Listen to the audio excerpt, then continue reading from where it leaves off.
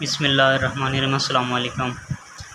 हम income tax BCom part 2 ये करने जा रहे हैं। इसे न्यूमेरिकल्स करने जा रहे हैं। न्यूमेरिकल नंबर 4, न्यूमेरिकल नंबर 3 का हमारा कंप्लीट हो गए थे, तो न्यूमेरिकल नंबर 4 कंप्लीट करने जा रहे हैं। सबसे पहले एक बात याद रखें, आपको सवाल सोल्व करने से पहले आपको इसकी रीडिंग आनी चाहिए।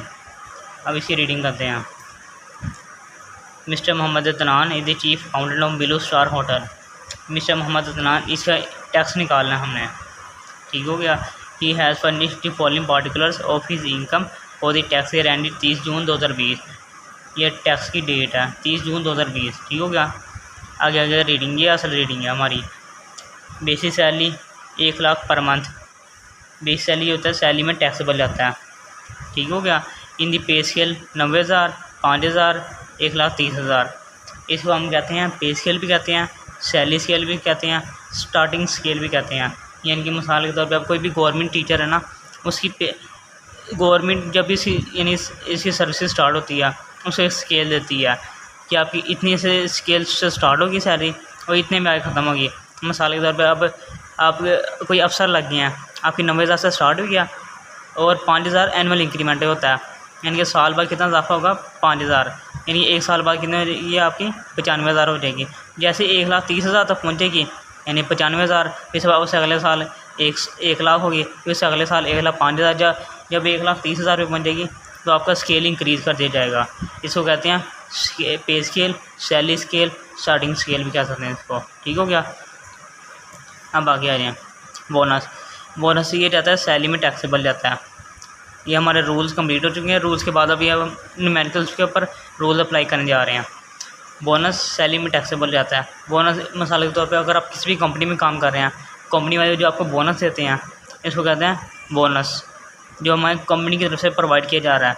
1,50,000 ये सैलरी में टैक्सेबल जाएगा। Rent free unfurnished accommodation, accommodation रिहाइश को कहते हैं, रिहाइश को, ठीक हो गया।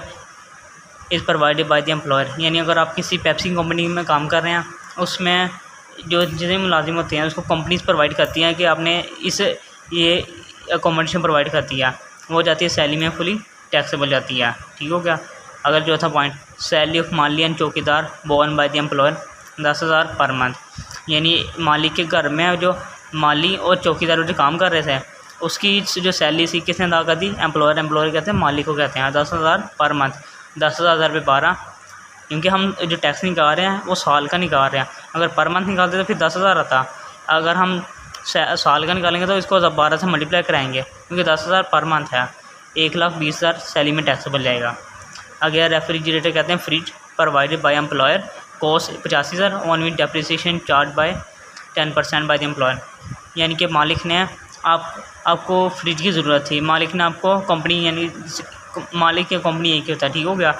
कंपनी ने आपको 85,000 की फ्रिज दे दी है, उसके ऊपर डेप्रिसिएशन कितनी थी, 10%। दोनों सैलरी में टैक्सेबल जाएंगे, दोनों सैलरी में टैक्सेबल जाएंगे, ठीक हो गया। आगे कन्वेंस। कन्वेंस हम कहते हैं गाड़ी को कहते हैं। Is provided by employer for personal and official use, cost of acquisition 9,50,000। एक मिसाल के तौर पे अब आप मेडिकल रैप में काम कर रहे हैं, जो मेडिकल रैप वाले यानी कि दूसरे सिटीज़ वगैरह में जाते हैं अपनी एडवर्टाइजमेंट के लिए, मेडिकल की ये जो फ्री सैंपल दे के आते हैं मेडिसिन के, उसको कहते हैं। अगर कोई कंपनी आपको गाड़ी दे और आप दोनों ज़ाती इस्तेमाल के लिए इस्तेमाल करें, एक यानी ऑफिशियल होता है यानी सिर्फ बिज़नेस के लिए इस्तेमाल हो रहा है, पर्सनल होता है यानी आप घर के लिए भी इस्तेमाल कर रहे हैं, इसमें सिर्फ 5% इसके ऊपर रूल लगेगा। 9,50,000 का 5% लेंगे और टैक्सेबल कर देंगे, ठीक है। या हम आगे जाके जब न्यूमेरिकल अप्लाई करेंगे फिर ये सारा पॉइंट क्लियर हो जाएगा। As per company policy reimbursement of 1,000 litres fuel 90,000। इसका मतलब होता है कि यानी कंपनी ने आपको इतनी छूट दी हुई है कि आप 1,000 लीटर तक फ्यूल इस्तेमाल करेंगे तो उसकी प्राइस इतनी होगी 90,000, और ये आप जिस मर्ज़ी में इस्तेमाल करें आपके लिए फ्री होगा, फ्री ऑफ कॉस्ट होगा। इस वजह से एग्जाम्प्ट जाएगा, ठीक हो गया। सैलरी के पोर्शन में ये भी सैलरी का पॉइंट, ये भी सैलरी का पॉइंट, ठीक हो गया। अगर pick and drop facility provided by employer कितने हैं, 45,000 for the first 3 month of his employment. इसका मतलब होता है यानी अगर आप किसी कंपनी में काम कर रहे हैं ना, तो वहाँ पे पिक एंड ड्रॉप फैसिलिटी भी होती है।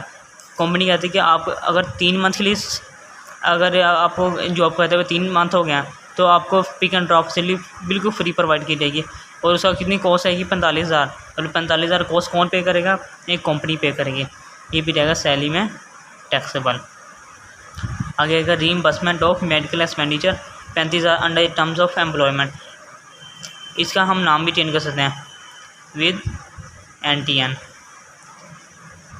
ठीक हो गया, विद NTN या फिर under the terms of employment. सिर्फ वर्डिंग में फ़र्क है, अल्फाज में कोई फ़र्क नहीं है, ठीक हो गया।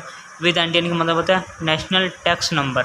नेशनल टैक्स नंबर यानी कि मिसाल के तौर पर अगर आप किसी डॉक्टर के पास गए हैं, आपकी तबीयत ख़राब हो गई, अगर जिसके पास विद NTN नंबर होगा डॉक्टर के पास, जब भी आपको डिग्री मिलती है ना डॉक्टर की, वो NTN नंबर लाजमी देते हैं, हर डॉक्टर को देते हैं। अगर आप किसी अच्छे डॉक्टर के पास गए हैं, वो आपको विद NTN नंबर एक एविडेंस शो करेगा कि मेरे पास ये डिग्री है, फिर वो ला के जो एविडेंस आप ला के कंपनी के मालिक को देंगे, फिर उससे अपने कैश ले लेंगे, ठीक हो गया। क्योंकि जितने भी खर्चे वगैरह होते हैं सारा कौन बर्दाश्त करती है? कंपनी बर्दाश्त करती है, ठीक हो गया। इस वजह से ये जाएगा एग्जाम जाएगा सैलरी के पोर्शन में, सैलरी में एग्जाम जाएगा। मेडिकल अलाउंस, अलाउंस का लफ्ज़ जिसके भी साथ आ जाए ये जाता है सैलरी में टैक्सेबल जाता है। अलाउंस का लफ्ज़ जिसके साथ आ जाए सैलरी में टैक्सेबल जाता है। आगे balance amount of interest free loan waived of bye the employer. Waived of का मतलब होता है छोड़ देना, यानी मिसाल के तौर पे आपने अपने मालिक से लिया था 10 लाख रुपए, ठीक हो गया, फिर आपने उसको अदा कर दिया 8,35,000 अदा कर दिया, बाकी 1,65,000 रह गया था अभी, वो आपने मालिक ने आपको बिल्कुल छोड़ दे दिया, यानी मालिक ने कहा चलो यार कोई बात नहीं माफ़ कर दिया आपको, ठीक हो गया। 1,65,000 फिर जाएगा सैलरी में टैक्सेबल, यानी कि आपकी इनकम हो रही है, तो मतलब कि यानी आपने 10 लाख तो लोन लिया था, उसके बाद 1,65,000 रह गया था, 8,35,000 दे दिया था, 1,65,000 ये जाएगा सैलरी में टैक्सेबल जाएगा। अगर स्पेशल रिलीफ अलाउंस सैलरी में टैक्सेबल, जहाँ पे भी लफ्ज़ अलाउंस का आ जाए ना ये सैलरी में टैक्सेबल जाता है। आगे का सब्सिडाइज लंच फैसिलिटी ये जाता है सैलरी में टैक्सेबल जाता है, ठीक हो गया। सब्सिडाइज लंच फैसिलिटी का मतलब पता क्या होता है? मिसाल के तौर पर किसी कंपनी में काम कर रहे हैं ना, उसमें कंपनी कहती है कि अगर आपने सुबह दोपहर और शाम का खाना खाना है तो इसमें आप अगर फ़र्ज़ करो आप डेली का 200 रुपये का खाना खा रहे हैं, कंपनी कहती है उसमें से 30 रुपये आपने डालने हैं, बाकी 170 यानी कि 200 रुपये में से 170 रुपये कंपनी पे करेगी, बाकी 30 रुपये कौन पे करेगा? मुलाजिम पे करेगा। इसको कहते हैं सब्सिडाइज लंच फैसिलिटी, यानी कि इसमें दोनों की कंट्रीब्यूशन होती है, मालिक की भी होती है और मुलाजिम की भी होती है, इसको कहते हैं सब्सिडाइज लंच फैसिलिटी। आगे मोटर व्हीकल टैक्स पेड, ये टी का पॉइंट हमारे पास, ये हमारे पास टी का पॉइंट है, ठीक हो। टैक्स डिडक्टेड सोर्स ये टी का पॉइंट है। आगे expenditure on entertainment facility provide by employer, entertainment company ने प्रोवाइड कर दिया आपको for personal benefit of the employ. अगर यहाँ पे ऑफिशियल आया था फिर ये एग्जाम जाता, अब यहाँ पे आ गया लफ्ज़ पर्सनल, यानी कि साथ ही एंटरटेनमेंट के लिए सैलरी में टैक्सेबल जाएगा। Profit on security issued by banking company 30,000, ये असल में हमारे पास FTR का पॉइंट है, फाइनल टैक्स रजीम, इस पर आएगा 10%, ठीक हो गया। आगे आएगा children education fee paid by the employer, यानी ये मुलाजिम के जो बच्चों की फ़ीस थी स्कूल की वो किसने अदा करी? कंपनी ने अदा करी, इस जाएगा सैलरी में taxable 75,000। Gas and electricity allowance 48,000, gas और इलेक्ट्रिसिटी का खर्चा किसने अदा किया? कंपनी ने अदा कर दिया, ये सैलरी में टैक्सेबल जाएगा।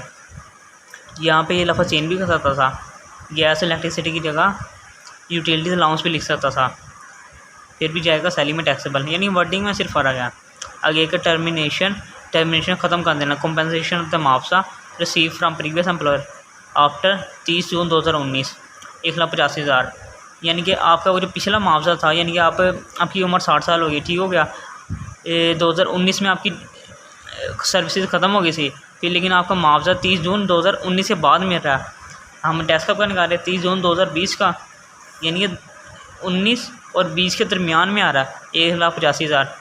इसका मतलब है इसी साल के अंदर एक साल के अंदर ही है ये टैक्स, ये सैलरी में जाएगा, टैक्सेबल जाएगा।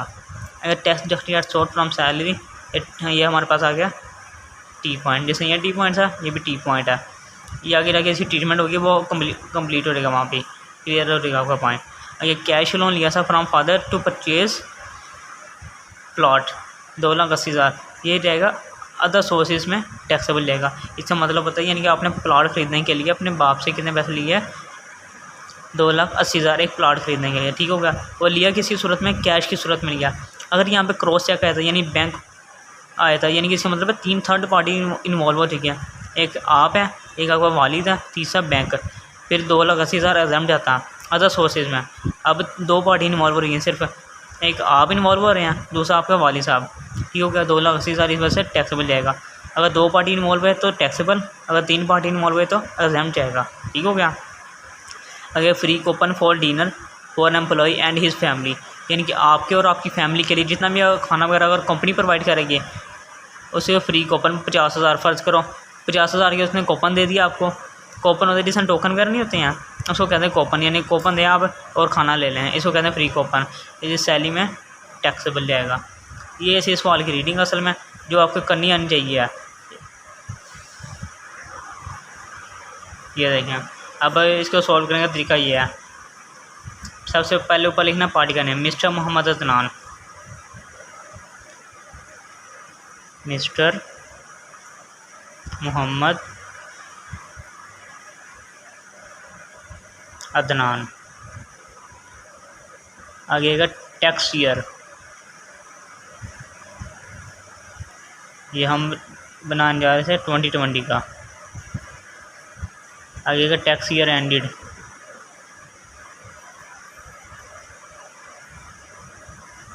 कितना था, 30 जून 2020, 30/6/20। आगे का residential status, residential status.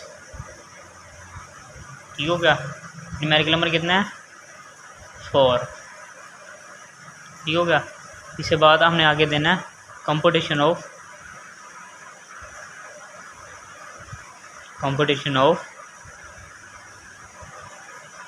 Tax payable, ये वो टैक्स है जो हमने अदा करना है। यहाँ पे आएगा अमाउंट, यहाँ पे आएगा अमाउंट। ठीक हो गया। जब भी आपने न्यूमेरिकल सॉल्व करना है इससे पहले आपने ये लाइंस लगानी है और ये सारी हेडिंग देनी है, 5 लाइंस लिखनी है, 1 2 3 4 5। ठीक हो गया। ये आपने 5 लाइनें लिखनी है। इसके बाद आपने इसको सवाल को सॉल्व करना शुरू कर देना है। सबसे पहले हमारे पास कौन सा हेड आता है, income from salary, income from salary, section 12।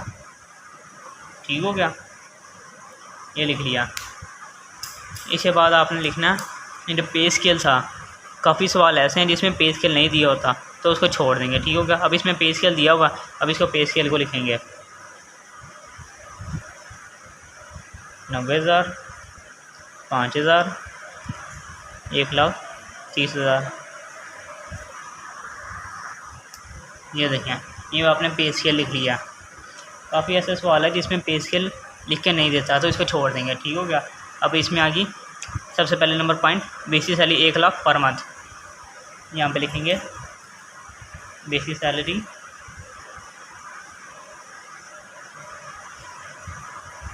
1,00,000 पे 12 पता क्यों लिखा है, क्योंकि हम जो टैक्स निकालने जा रहे हैं ये साल का टैक्स है। 1,00,000 पे 12 लाख आ गया। ठीक हो गया, ये 12 लाख आ गया। फिर से बात था, ये बोनस है जो हमें कंपनी की तरफ से प्रोवाइड किया जाता है, ये जाता है सैलरी में, फुली टैक्सेबल आता है। ठीक हो गया। बोनस कितना था, बोनस 1.5 लाख रुपये।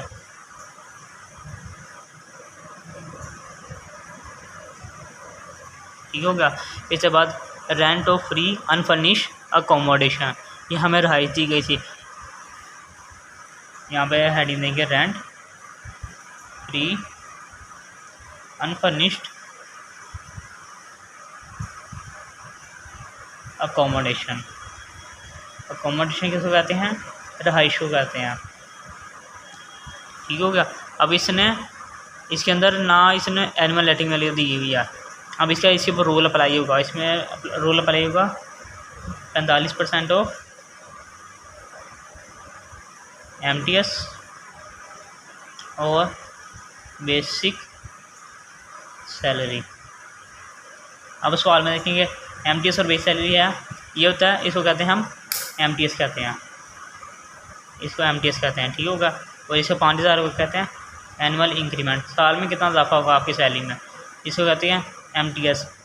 ये होता है मिनिमम टाइम स्केल, ये होता है मैक्सिमम टाइम स्केल, ये इसमें फ़र्क है। ठीक हो गया। अब जो हमने लेना है MTS लेनी है मिनिमम टाइम स्केल का लेना है, यानी कि स्टार्टिंग सैलरी का 90,000। सम टाइम होता है स्केल पे स्केल नहीं दिया होता, फिर 45% किसका लेंगे, बेसिक सैलरी का लेंगे 12 लाख का। ठीक हो गया। अब इसका लेते हैं 45%, 90,000। ये देखें, ये हमने सॉल्व कर लिया, 45% ले ली किसका, MTS और बेस सैलरी। अगर सवाल में MTS ना दिया होता फिर किसका लेते हैं, बेसिक सैलरी का लेते हैं। ठीक हो गया। अब अगला पॉइंट आ रहे हैं, सैलरी ऑफ माली एंड चौकीदार बोर्न बाय एम्प्लॉयर, यानी घर के माली और चौकीदार की सैलरी किसने अदा कर दी, मालिक ने अदा कर दी, 10,000 पर मंथ। सैलरी ऑफ माली एंड चौकीदार बोर्न का मतलब बर्दाश्त की या फिर दी बाय एम्प्लॉयर, कितनी थी, 10,000 पर मंथ। 10,000 पे 12, क्योंकि हम साल का टैक्स निकाल रहे हैं, 1,20,000 आ रहेगा। ठीक हो गया। इसके बाद अगला पॉइंट आ रहेगा हमारे पास, refrigerator provided by employer, cost कितनी, 85,000, इस पर डेप्रिसिएशन कितने 10% आ रही है कॉस्ट। अब आएगा रेफ्रिजरेटर, यानी फ्रीज दे दी थी मालिक ने, कंपनी ने, किसको, मुलाजिम को। रेफ्रिजरेटर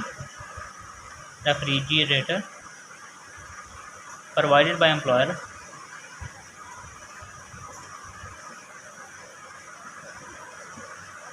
कितने की थी, 85,000 की,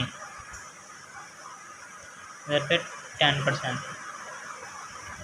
क्यों आया, क्योंकि इसके ऊपर डेप्रिसिएशन भी हो रही थी, कितने 10% और सी डेप्रिसिएशन।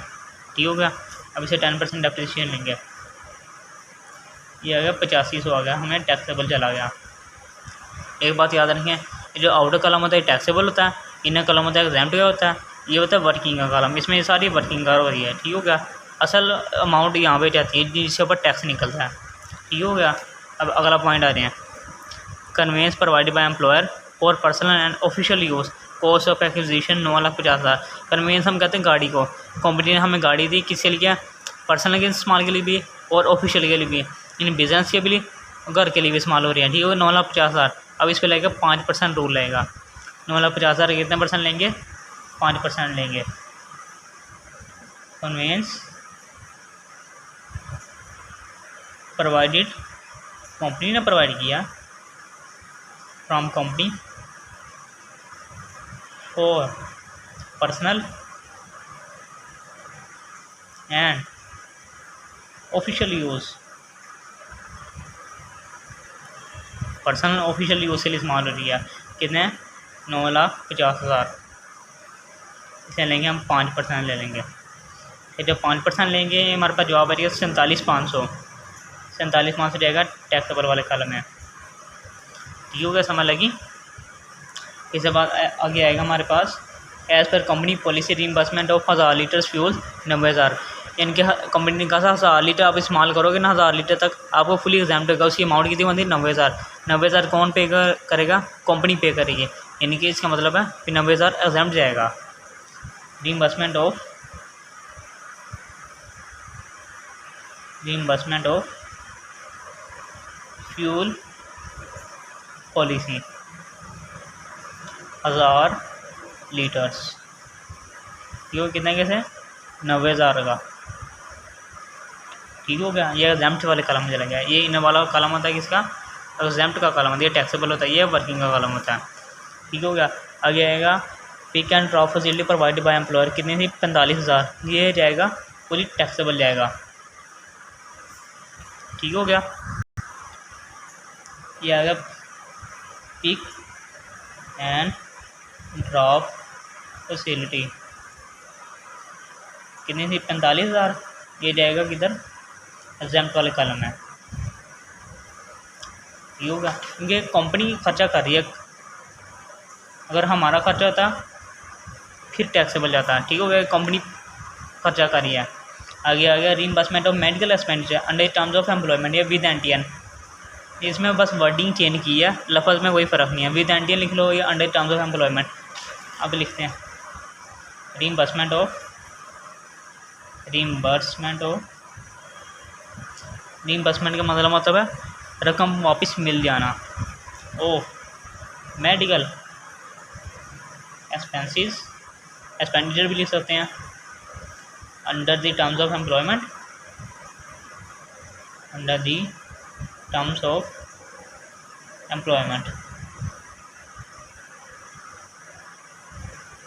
कितनी थी अमाउंट?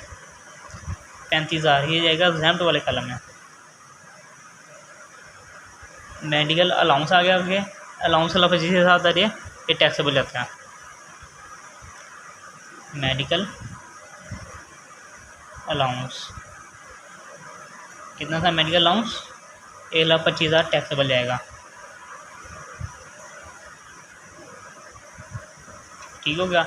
आगे अगला पॉइंट आ गया balance of amount of interest free loan waived of from bye the employer. कितने से? 1,65,000। ठीक हो गया। यानी आपने अपने मालिक से कितना खर्च लोन लिया था? 10 लाख का। 8,35,000 आपने अदा कर दिया, बाकी कितना रह गया? 1,65,000। मालिक ने कहा चलो कोई बात नहीं है, आपको छोड़ दी रहती कंपनी की तरफ से। ठीक हो गया। इसको कहता है वेव्ड ऑफ छोड़ देना।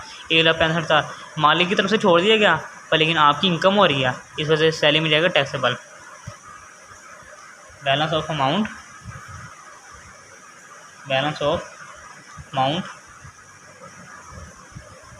इंटरेस्ट फ्री लोन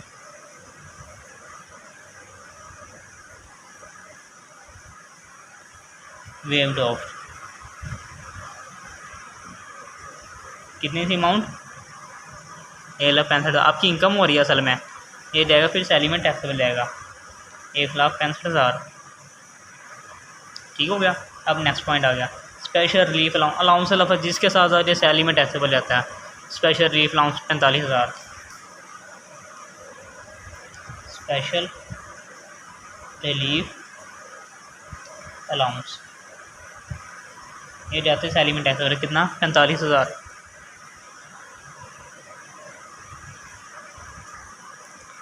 अब आगे हमारे पास पॉइंट आ गया सब्सिडाइज लंच फैसिलिटी।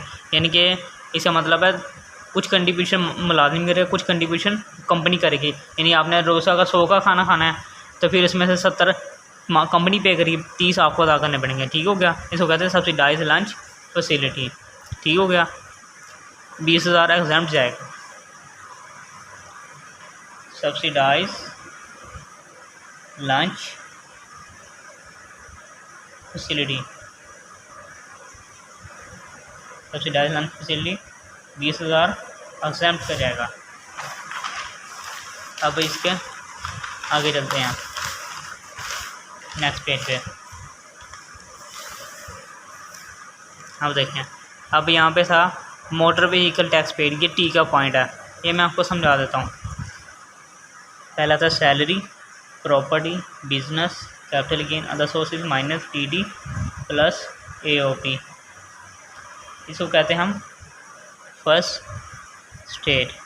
दूसरा आ गया GA25 UK R+T into F। ये होती है हमारे पास सेकंड स्टेट। ठीक हो गया। As for salary, property, business, capital gain, other sources minus DD। ठीक हो गया। Plus AOP। ये हम जब सवाल पहली स्टेट सॉल्व करेंगे ये हमारे पास आएगी टोटल इनकम। अब सवाल में देखते हैं सैलरी के पॉइंट्स हमारे पास दिए थे। सैलरी के पॉइंट्स बिल्कुल दिए थे हमारे पास। ये भी सैलरी का पॉइंट है, ये भी सारे सैलरी के चलते चलते आ रहे हैं। ये अभी हमारे स्टार्टिंग न्यूमेरिकल है ना, इसमें अभी सैलरी के पोर्शन दे रहा है। अभी जैसे हम आगे इंक्रीज़ करेंगे फिर property, business, capital gain, other sources ये सारे बीच में इंक्रीमेंट करता रहेगा, ऐड करता रहेगा। ठीक हो गया। प्रॉपर्टी के पॉइंट सवाल में नहीं आया तो इसको कर देंगे, क्रॉस कर देंगे। बिजनेस का आया कोई ऐसा पॉइंट जिसका हमें बार बी लिखा हो, नहीं आया तो बी को कहते हैं हम क्रॉस कर देंगे। सी भी नहीं आया। अदर सोर्सेज हाँ ये आया था हमारे पास, ये देखें अदर सोर्सेज का ये हमारे पास पॉइंट था। ठीक हो गया। इसको रहने देंगे। माइनस DD ये तो डायरेक्ट डिडक्शन होती हैं, इसके पॉइंट्स भी DD किसी साथ भी नहीं लिखा हमारे, ये करेंगे क्रॉस कर देंगे। ये भी नहीं है। AOP एसोसिएशन ऑफ पर्सन ये भी सवाल में नहीं है। बस हमारा अब कौन सा पॉइंट रह गया, ओके पॉइंट रह गया। ये सॉल्व करके हमारे पास क्या आ जाएगा, टोटल इनकम। ठीक हो गया, जिसको हम टैक्सेबल इनकम ही कह सकते हैं। बाकी सेकंड स्टेट पेज पे भी बात करते हैं, पहले फर्स्ट स्टेट कंप्लीट करते हैं। हमारा यहाँ तक कंप्लीट हो गया। सब्सिडाइज्ड फैसिलिटी मोटर व्हीकल, ये टी का पॉइंट है, सेकंड स्टेट में जाएगा। आगे expenditure on entertainment facility provided by employer for personal benefit. और यहाँ पे ऑफिशियल आया था, फिर 10,000 एग्जाम जाता, अब पर्सनल आ गया, अभी रहेगा टैक्सेबल रहेगा। Entertainment for personal benefit, entertainment salary के पॉइंट में रहेगा for personal benefit of employ.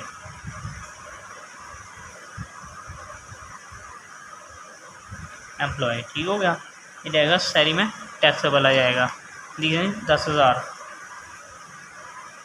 ठीक है, आउटो कॉलम होता है टैक्सेबल का होता है। ठीक हो गया, profit on security issued by company, ये FTR का पॉइंट है, सेकंड स्टेट में रहेगा। F point, children education fee paid by the employer, ये सैलरी में टैक्सेबल रहेगा 75,000। Children education fee paid by employer 75,000 taxable रहेगा। ठीक हो गया, इसके बाद अगला पॉइंट है गैस एंड इलेक्ट्रिसिटी अलाउंस। इसे हम वर्डिंग चेंज कर सकते हैं, ये यहाँ पे यूटिलिटी अलाउंस भी लफ्ज़ लिख सकता है, वो यूटिलिटी का लफ्ज़ भी यही होता है, गैस इलेक्ट्रिसिटी वाटर। ठीक हो गया, gas and electricity allowance 48,000 taxable. Gas and electricity allowance कितना गया, 48,000 टैक्सेबल चला गया। ठीक हो गया, इसके बाद अगला पॉइंट हमारे पास आ गया, ये हमें मुआवजा मिला था पिछले साल का। ठीक है, 30 जून 2019 के बाद, यानी कि 30 जून 2020 से पहले यानी कि 1 साल के अंदर है, 1,85,000 टैक्सेबल जाएगा। Termination compensation receive from previous employer, कितना था, 1,50,000 टैक्सेबल। यहाँ पे हम लिख देंगे आफ्टर 30 जून 2019। ठीक हो गया, आगे आ गया टैक्स डिडक्टेड एट सोर्स, ये टी पॉइंट हमारे पास। ठीक हो गया, ये हमारे पास आ गया अदर सोर्सेज का, ये आ गया सैलरी का। पहले हम सैलरी के सारे पॉइंट्स कंप्लीट करेंगे। Free coupon for dinner, free coupon for dinner कितना आ गया था, 50,000। ठीक हो गया, ये हमारे पास सारे एस के पॉइंट्स कंप्लीट हो गए, सैलरी के सारे पॉइंट्स कंप्लीट हो गए। अब हम इसके करेंगे सारे के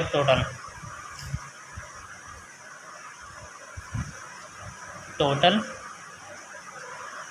इनकम फ्रॉम सैलरी। ये हम सारे जो आउटर कॉलम है ना, इसका टोटल करेंगे, ये जो आउटर कॉलम है। ठीक हो गया, इनर कॉलम का नहीं करेंगे, सिर्फ आउटर कॉलम का करेंगे। ठीक हो गया, सारे का आउटर कॉलम का करेंगे। ये जब हम टोटल कर लेंगे, इसका टोटल आएगा 27,15,000। ठीक हो गया, ये हमारे पास सैलरी का पॉइंट कंप्लीट हो चुका। प्रॉपर्टी का पॉइंट सवाल में दिया नहीं, ना बिजनेस दिया, ना कैपिटल गेन, अदर सोर्सेज का एक पॉइंट दिया हुआ है। ठीक हो गया, अब यहाँ पे हेडिंग देंगे income from other sources, section 39। ठीक हो गया, अदर सोर्सेज का हमारे पास एक पॉइंट था, एक कैश लोन लिया हुआ था फ्रॉम फादर से, कैश लोन फ्रॉम फादर, यानी कि 2 पार्टीज इन्वॉल्व हो रही हैं। अगर 3 पार्टीज इन्वॉल्व है तो फिर एग्जाम जाएगा, 2 पार्टीज इन्वॉल्व हो तो फिर टैक्सेबल जाएगा। कितना है, 2,80,000। ठीक हो गया, ये हमारे पास कंप्लीट हो चुका। अब हम सारे का करेंगे एडिशन करेंगे, ये हमारे पास आ रहेगी टोटल इनकम। ये अब इसको टोटल ऐड करेंगे, ये हमारे पास आ गया 29,95,000। ठीक हो गया, टोटल इनकम होगी। इसको हम टैक्सेबल इनकम भी कह सकते हैं, टोटल इनकम कह लें या टैक्सेबल इनकम कह लें, बस वर्डिंग में फ़र्क है। ठीक होगा, ये हमारी पहली स्टेज कंप्लीट होगी। ये अदर सोर्सेज भी कंप्लीट हो गया। डी के पॉइंट सवाल में थे ही नहीं ना, ये भी 7 सवाल में। ये फर्स्ट स्टेज कंप्लीट होगी हमारी, यहाँ से फर्स्ट स्टेज कंप्लीट होगी। अब हम सेकंड स्टेज करेंगे, ये मैं आपको समझाता हूँ। जी होता है ग्रॉस टैक्स, जितना भी आपके सैलरी का पोर्शन होगा, जितना भी होगा, फिर इसके ऊपर हम निकालेंगे ये सारी फर्स्ट स्टेज, और जितना भी आंसर आएगा उसे हम निकाल लेंगे हर सवाल में। जी निकालें, जी कहते हैं ग्रॉस टैक्स। ये इसके ऊपर टैक्स कितना बनता है जो FBR ने हम पे लागू करना है, ये कहते हैं एसोसिएशन परसेंट। अगर सवाल में AOP दिया हुआ तो फिर ये फार्मूला यहाँ पे लगाएंगे, लेकिन AOP सवाल में नहीं दिया, इसको कट कर देंगे। 25% होता है एक कंसेशन में दिया। अगर कोई टीचर हो तो ये टीचर नहीं था, ये चीफ अकाउंटेंट था। ठीक होगा, UK ये ऐसा टैक्स होता है जो UK में हम बिज़नेस करते हैं और टैक्स भी वहीं पे अदा करते हैं, इसको कहते हैं टैक्स पेड इन UK। ये भी नहीं था। अगर रिबेट का भी हमारे पास कोई पॉइंट नहीं आएगा। अगर प्लस का हमारे पास कोई पॉइंट नहीं, T का पॉइंट था और F का पॉइंट था, यानी कि सेकंड स्टेज में हमें कितने पॉइंट सॉल्व करने हैं, एक G, T और F, ये 3 पॉइंट सॉल्व करने हैं। पहले करते हैं G, सेकंड स्टेज की पहले हेडिंग देंगे, कंपटीशन ऑफ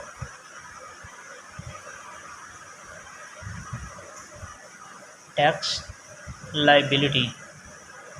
ठीक होगा, ये इसको कहते हैं हम सेकंड स्टेज की हेडिंग कहते हैं। सबसे पहले कौन सा पॉइंट सॉल्व करना है, G पॉइंट। यहाँ पे G की हेडिंग देंगे, ग्रॉस टैक्स ऑन, ये जो हमारी इनकम आई थी टोटल इनकम 29,95,000। ठीक हो गया।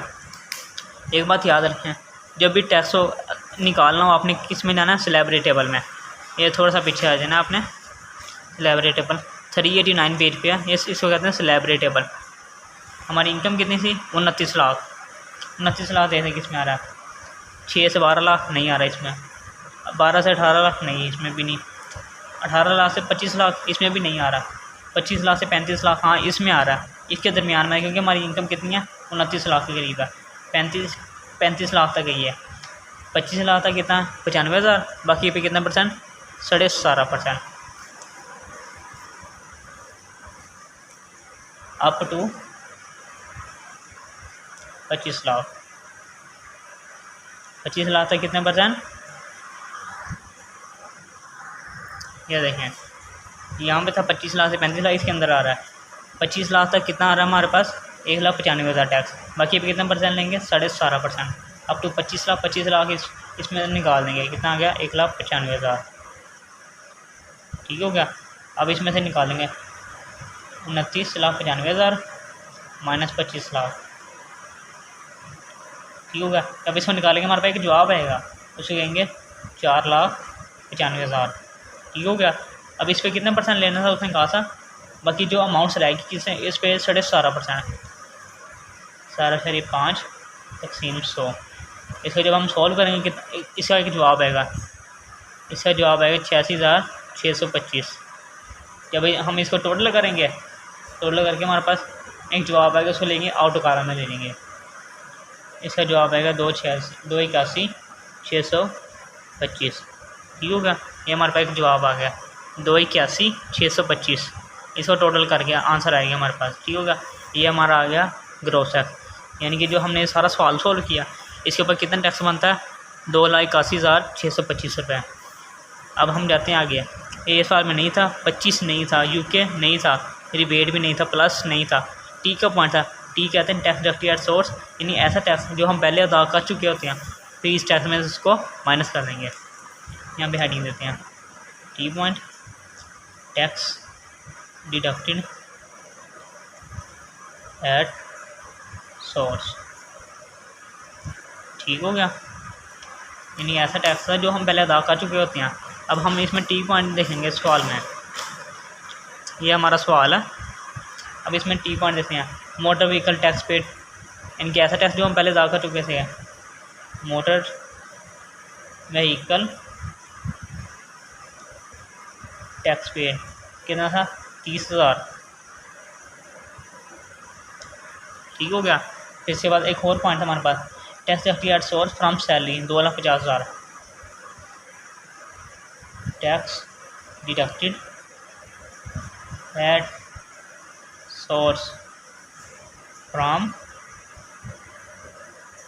सैलरी 2,50,000। अब इसको जमा करने 2,80,000, 2,80,000 यहाँ पर लिख देंगे। इसमें से ये माइनस कर देंगे, यानी ग्रॉस टैक्स में से। अब ये देख लें, ये हमारा सारा सॉल्व हो गया। इसमें से टी के पॉइंट लेस कर देंगे, ये टी के पॉइंट हमारे सॉल्व हो चुके हैं। कितना आएंगे 2,80,000, इसमें से ये माइनस कर देंगे, ये हमारे पास एक जवाब बनेगा 1,625 रुपये। इसको कहते हैं टैक्स पेएबल, यानी कि 1,625 रुपये ये ऐसा टैक्स है जो हमें अदा करना है FBR को, ठीक हो गया, टैक्स डिपार्टमेंट को। हमारे टी पॉइंट कंप्लीट हो गया। अगर एक पॉइंट रह गया एफ को हम कहते हैं फाइनल टैक्स रेजीम भी कह सकते हैं, फुट नोट भी कह सकते हैं, इसमें काफ़ी नेम्स हैं। एफ पॉइंट्स, FTR क्या इसका दूसरा नेम है फाइनल टैक्स रेजीम। अब सवाल में देखिए एफ के पॉइंट्स थे कि नहीं, सवाल में एक पॉइंट था profit on security issued by banking company 30,000, इस पे लेंगे 10% लेंगे। Profit on security issued by banking company कितना 30,000, उस पर लेंगे कितना परसेंट 10%। ये रूल है, 10% वाला रूल है। ये आ गया 3,000 रुपये। यानी कि ये ऐसा टैक्स होता है FTR जो हमें अलहदा निकालना पड़ता है। इस टैक्स के अंदर कोई ट्रीटमेंट नहीं होती, मतलब कि जो एफ वाले पॉइंट्स हैं इनके अंदर कोई भी ट्रीटमेंट नहीं होती, ठीक हो गया। अगर आपका कोई सवाल कर रहा हो, कहीं से ना समझ लगे तो कमेंट सेक्शन में लाजमी कोई सवाल करें। आपके फीडबैक मेरे लिए वो बहुत ही वैल्यूएबल साबित होंगे। शुक्रिया।